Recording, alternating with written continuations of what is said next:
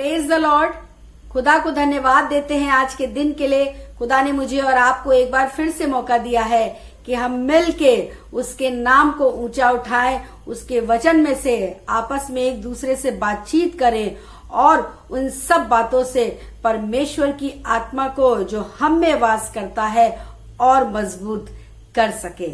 Hallelujah. एक वचन आपके सामने पढ़ूंगी जिसका जिक्र है 1 कुरिन्थियों 3 उसका 3 में लिखा है, क्योंकि अब तक शारीरिक हो इसलिए कि जब तुम में ढा और झगड़ा है तो क्या तुम शारीरिक नहीं और क्या मनुष्य की रीति पर नहीं चलते।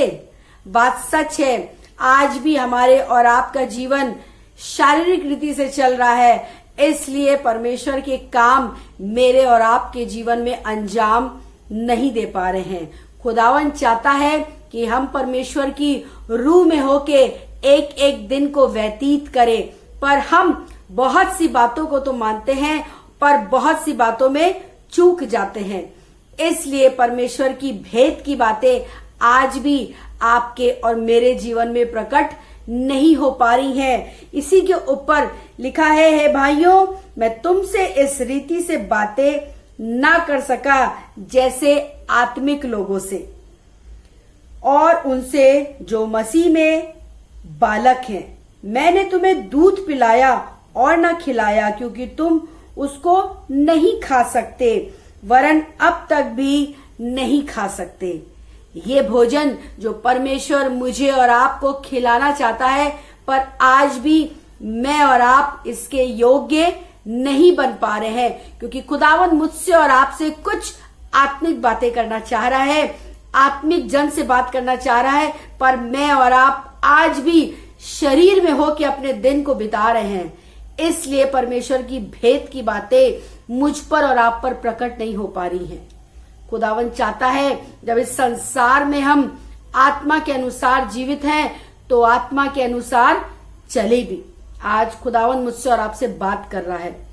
कितनी उम्र हो गई होगी हमारी, हम खुदा के वचन को सुनते हैं, समझते हैं, सब कुछ समझते हैं, पर हम उस पर अमल नहीं कर पा रहे हैं। बहुत सी बातों को तो मानते हैं, पर बहुत सी बातें क्यों हमसे चूक जा रही हैं। क्यों आज भी हम उस बातों को नहीं मान पा रहे हैं जो परमेश्वर मुझे और आपको सिखाना चाह रहा है। क्यों आज भी हम शरीर में अपने जीवन को बिता रहे हैं। क्यों हमारे ऊपर परमेश्वर अपने वचन को प्रकट नहीं कर पा रहा है।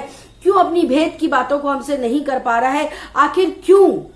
क्योंकि आज भी मैं और आप उस बात को वजूद नहीं दे रहे हैं जो हमारे जीवन को बचा सकती है।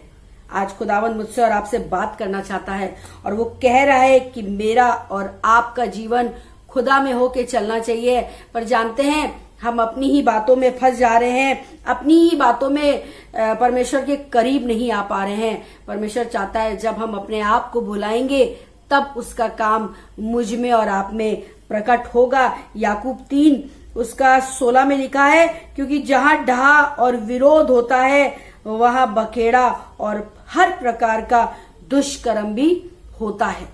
ये सब संसार के काम हैं जिनका जिक्र बाइबल में लिखा हुआ है। गलतियों 5 उसका 19 से लेके 21 तक में इन सब बातों का जिक्र है। पर आज मेरा और आपका जीवन बहुत सी ऐसी बातें हैं जो उनमें से है जो आज भी हम उन कामों को अंजाम दे रहे हैं। खुदावन चाहता है कि हम भूल जाएं कि हम कौन है। खुदावन चाहता है कि हम ये याद रखें कि हम में परमेश्वर का आत्मा वास करता है, और हम जब इस बात को याद रखेंगे तो परमेश्वर का ज्ञान, स्वर्गीय ज्ञान हम पर प्रकट होगा। वो बुद्धि हमें देगा, उसका पवित्र आत्मा हम में होके काम करेगा, और इस वचन की बातें जो आज हम शब्दों की तरह समझ रहे हैं वो आत्मा में होके हमसे बात करेगी और एक एक शब्द हमारे जीवन को बदल देगा। आज खुदावन ने मेरे और आपके लिए बहुत बड़े बड़े कामों को रखा है। सिर्फ उसकी एक ही शर्त है, आत्मा के अनुसार जीवित है तो आत्मा के अनुसार चले भी, क्योंकि खुदावन चाहता है कि अब वो हम पे अपनी बातों को प्रकट करे। अभी भी शारीरिक होके अगर हम अपने जीवन को बिताएंगे तो फिर खुदावन के कामों को अंजाम नहीं दे पाएंगे। इसलिए समय है, अभी भी समय है, अपने जीवन को बदलें, खुदा की राह में चलाएं और खुदा के ही नाम को ऊंचा करें। Praise the Lord.